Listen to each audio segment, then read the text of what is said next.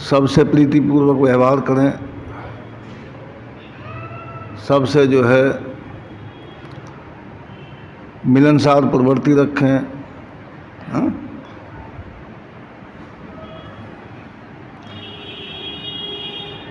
ओम विश्वानि देव सवितर्दुरितानि परासुव यद्भद्रं तन्न आसुव।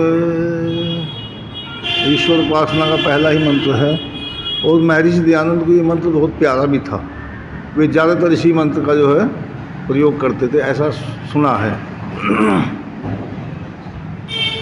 तो इसमें क्या है कि भाई परमात्मा से प्रार्थना करिए कि हे भगवान मेरे अंदर जितने दुर्गुण दुर्व्यसन और दुख है उन्हें दूर कर दे, और जो अच्छी अच्छी बातें हैं वे सब मेरे अंदर भर दो जो है।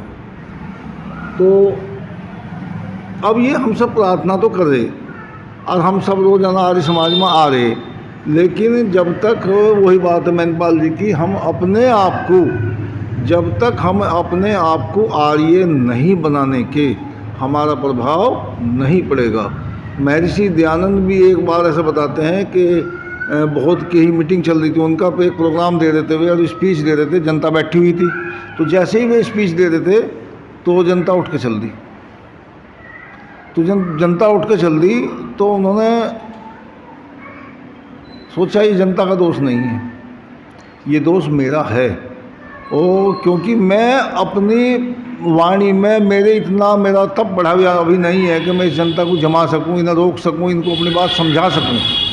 तो भाषा भी हम कोई भी पढ़ता है और हम किसी भी बात को जो है लेकर चलें, हमारा लक्ष्य ये होना चाहिए मैं अपनी बात को कितनी अच्छी तरीके से लोगों को समझा पा रहा हूँ। एक तो ये बात होगी। दूसरी बात यह है कि मैं जो बोल रहा हूँ क्या मैं उस पर खुद अमल कर रहा हूँ। अगर मैं बोल दिया कि झूठ नहीं बोलना चाहिए और खुद मैं झूठ बोल लूँ तो मेरा प्रभाव तो नहीं पड़ना चाहिए। मैंने बोल दिया नशा नहीं करना चाहिए और मैं खुद नशा करूँ तो मेरा प्रभाव तो नहीं पड़ने का। हालांकि अगर मैं ये कह रहा कि भाई ये नशा करना बुरी बात है तो वो अच्छी बात कह रहा मैं, लेकिन मेरा प्रभाव नहीं पड़ने का। मेरा प्रभाव तभी पड़ेगा जब मैं खुद उस नशे से दूर हो जाऊँ, दुर्व्यसन से दूर हो जाऊँ। तो यही चीज़ है, हम अपने आप को इतना बना लें कि जिस काम को करने में हमें शंका, भय और लज्जा आती हो उस काम से अपने आप को बचाते चले जाओ। 3 चीज़ों को अपनाते चले जाओ। हाथ के सच्चे रहो, लंगोट के सच्चे रहो यानी कि ब्रह्मचर्य का पालन करो। हाथ के सच्चे का मतलब जिसका ले लिया टेम पर देने की सोच लो, है जी। और वाणी के सच्चे रहो, जो जबान दी है हाथ के सच्चे रहो, लंगोट के सच्चे रहो और वाणी के सच्चे रहो। तो उससे क्या होगा, अगर हमने जबान दे दी, गलत जबान दी, एक बार चोरी करने जाना तो मैंने जबान दे दी चोरी करने जाऊंगा नहीं। अगर अच्छे काम में कहीं से मैंने जबान दी है, सपोज करो मैनपाल जी ने कहा कि भाई फलाने का प्रोग्राम है और चलना है, मैंने टाइम दे दिया और मैं उस टाइम पर कभी इमरजेंसी आ जाए वो एक अलग बात है, तो मुझे टाइम पर जाना चाहिए। समय का सदुपयोग करें और जो हमें अपनी कथनी और करनी में फ़र्क ना करें। कोशिश करें हम जितने आर्य हैं कि लोग बाग ये कहें। अभी एक दिन की बात हुई, एक बच्चे का जो है बताया उन्होंने कि मेरा लड़का जो है पोता मेरा 31 लाख के पैकेज पर जॉब गया। मैं कहने लगा तो फिर आप 10-10 रुपये मरते क्यों फिर? जब आपका बच्चा है, घर की स्थिति भी आपकी बढ़िया है, तो आप 10-10 रुपये को क्यों मरते हो? आप कम से कम 21,000 रुपये हर साल आर्य समाज को दिया करो, सही जगह दान दोगे आप।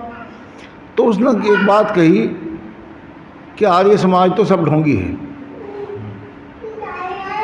मैंने उनसे एक बात कही कि आर्य समाज में कौन आदमी ढोंगी है, आप उसकी एक आदमी का मुझे नाम बता दो। फिर उनके पास कोई जवाब नहीं था, क्योंकि वो फेंक रहे थे, वे फेंक रहे थे। और आर्य समाज में हमारे जितने भी कार्यकर्ता हैं सब ईमानदार हैं, चरित्रवान हैं, बलवान हैं और हर तरीके से जो अपने आप को संपन्न है। यही मैं चाहता हूँ कि हम आर्य सभी आर्य ही बन कर हैं, अनार्य न बने। ओम शांति।